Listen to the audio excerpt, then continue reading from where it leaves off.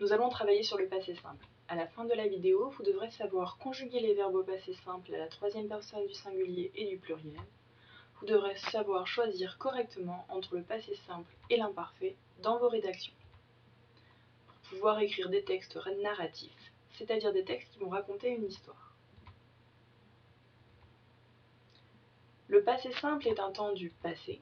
Tout comme l'imparfait, ils permettent de raconter des événements qui se situent dans un temps passé. Mais alors, comment conjuguer un verbe au passé simple? Comme pour de nombreuses conjugaisons, nous allons d'abord utiliser le radical, puis nous ajouterons les marques du temps et les marques de personne. Prenons cet exemple. Dans le cas du verbe finir, le radical, c'est fin, fin, le verbe sans la terminaison de l'infinitif. À cela, nous ajoutons la marque du temps. Dans le cas du verbe finir, ce sera i. Nous obtiendrons donc fini, fin. Puis, si nous voulons le conjuguer avec il au singulier, nous ajouterons la marque de personne, t, pour obtenir il finit. Quelles sont les marques du temps au passé simple? Il existe 4 sons différents pour former le passé simple d'un verbe. A, I, U, 1. Donc, pour conjuguer un verbe au passé simple, il ne suffira pas de connaître son groupe. Il faudra apprendre sa marque du temps pour le ranger dans la bonne colonne. Soit la colonne des verbes en A, soit la colonne des verbes en I, soit la colonne des verbes en U, soit la colonne des verbes en 1. Mais alors, comment connaître la marque du temps d'un verbe? Nous pouvons retenir que les verbes qui se terminent en ER à l'infinitif se conjugueront avec A. Ils appartiendront à la première colonne. Parler nous permet de construire « il parla ». Les verbes du deuxième groupe se conjugueront avec la voyelle I, la deuxième colonne du tableau. Finir permet de construire « il finit ». Pour les autres verbes, il y aura 3 possibilités. I, U, 1. Quand vous aurez un doute sur la conjugaison d'un verbe au passé simple, vous pourrez faire quelques tests pour vérifier vos hypothèses. Prenons par exemple le verbe dire. Est-ce qu'on va dire il dit, il dut ou il dint la bonne réponse? Vous avez trouvé, nous disons hier, il dit la bonne réponse.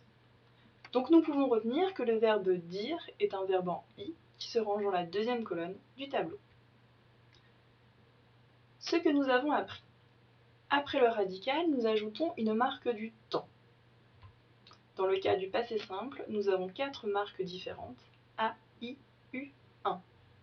La marque A est réservée aux verbes qui se terminent en ER. Mais alors, quelles sont les marques de personne au passé simple? Il y a une règle générale. Pour il au singulier, la troisième personne du singulier, nous utiliserons T. Pour il au pluriel, troisième personne du pluriel, nous utiliserons RENT. Reprenons notre exemple du verbe finir. Nous avions vu que son radical était fin, FIN, auquel nous ajoutions la marque du temps, I. Ajoutons à présent les marques de personne pour obtenir il finit, IT, il finir, IRENT. Pour le verbe lire, son radical est la consonne L une fois que nous avons supprimé sa terminaison à l'infinitif. Le verbe lire est un verbe de la troisième colonne, c'est-à-dire un verbe en U. Nous obtiendrons donc il lut, UT, il lurent, URENT.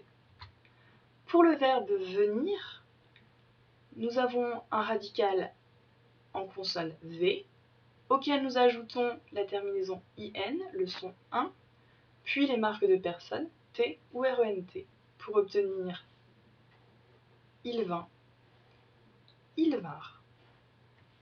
Attention, les verbes comme venir, tenir et leurs composés, revenir, retenir, convenir, contenir, seront toujours arrangés dans la dernière colonne du tableau, à savoir les marques de temps en 1 IN.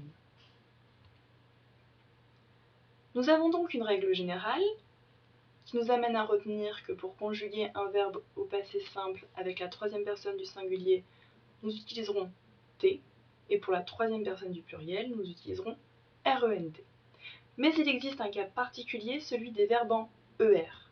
En effet, ils ne suivent pas du tout la règle générale. Pour conjuguer le verbe avec il au singulier, nous n'utiliserons jamais T mais simplement la voyelle A. Et au pluriel, la voyelle A devient E, ce qui nous donne il parla, ils parlèrent. Faisons le bilan de nos découvertes. La règle générale, radical plus marque du temps plus marque de personne, nous donne le radical plus I, U ou 1, les marques de personne T ou RENT. Mais il existe un cas particulier, celui des verbes en ER, puisque la marque du temps est soit A, soit est. Et la marque de personne diffère aussi, puisque dans il au singulier, il n'y a pas de T. Et nous avons donc il appela, ils appelèrent. Attention, il existe de nombreux verbes irréguliers au passé simple. Une liste vous sera distribuée en classe. Il faudra l'apprendre pour ne pas faire d'erreur lors des rédactions. Mais comment choisir entre le passé simple et l'imparfait? Dans un récit, le passé simple permet de raconter une action courte, achevée et soudaine. L'imparfait, comme nous l'avons vu, permet de raconter une action qui dure dans le passé ou de décrire dans le passé. Il existe un test efficace. Il suffit d'ajouter soudainement après le verbe au passé simple. Prenons cet exemple.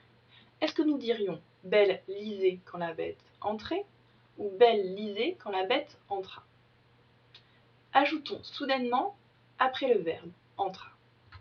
Belle lisait quand la bête entra soudainement. L'action de la bête est achevée, soudaine, courte, donc nous avons eu raison d'utiliser le passé simple.